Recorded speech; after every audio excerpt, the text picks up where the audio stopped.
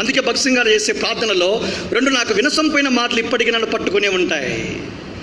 ఆయన చేసే ప్రార్థనలో ఒకటి, నీ శిరసత్వమునకు, నీ యాజమాన్యమునకు, నీ ప్రభుత్వము లేదా రాజరికమునకు అప్పగించుకొనుచున్నాననే మాట నాకు ఎంతో ఇష్టమైన పదం. నీ శిరస్సు, అయ్యా నువ్వు శిరస్సు, నీ కింద నీ శిరస్సు కింద నేను ఒక అవయవమును అప్పగించుకుంటూ ఉన్నా, ప్రతి ఆలోచనను క్రీస్తుకు లోబడినట్లుగా చెరపడుతూ ఉన్నా. అది దాని అర్థం.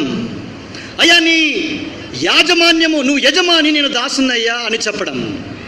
అయ్యా నీ రాజరికము, నేను ప్రజ అని చెప్పడం. అదొక ప్రార్థన నాకు చాలా ఇష్టమైనది. రెండవది ఏంటి, నీ పరలోకపు సింహాసనము తాకిడికి సమీపముగా ఆకర్షించుకున్నాము. ఏం ప్రార్థన అది?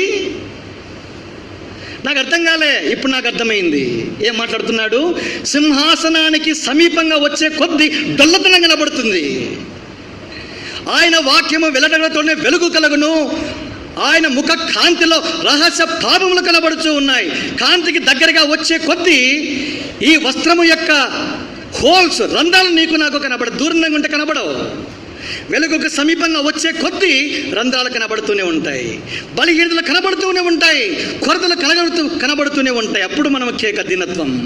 అయ్యో మంచిది ఏది నా దగ్గర నివసించదు, అయ్యో నేను అపవిత్రమైన పెదవులు కలిగిన వాడిని, అయ్యో నేను దుమ్ములోను ధూళిలోను పడి అసహించుకొనుచున్నా, అయ్యో నేను పాపుల్లో ప్రధానుడును.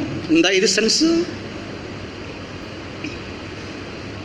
వీళ్ళకి నీకు నాకు సింప్లిసిటీ, సిన్సియారిటీ అండ్ సర్వీస్, ఈ మూడు సుగుణాలు అపోస్తలుడైన పౌలు జీవితంలో కృపను బట్టి ఆధారం చేసుకున్న కారణాన ముట్టించాడు, దాన్ని ముగించాడు. విజయపు కేక, నా పరుగును తుడము కడముట్టించింది అంటే finishing the race.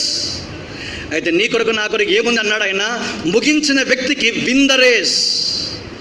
A good beginning does not guarantee a good ending. ఒక మంచి ఆరంభము అదే మంచి అంతముగా ఉంటుంది అన్న భరోసా లేదు ఈ దినాల్లో, ఎస్పెషల్లీ హెబ్రోన్ అసెంబ్లీస్.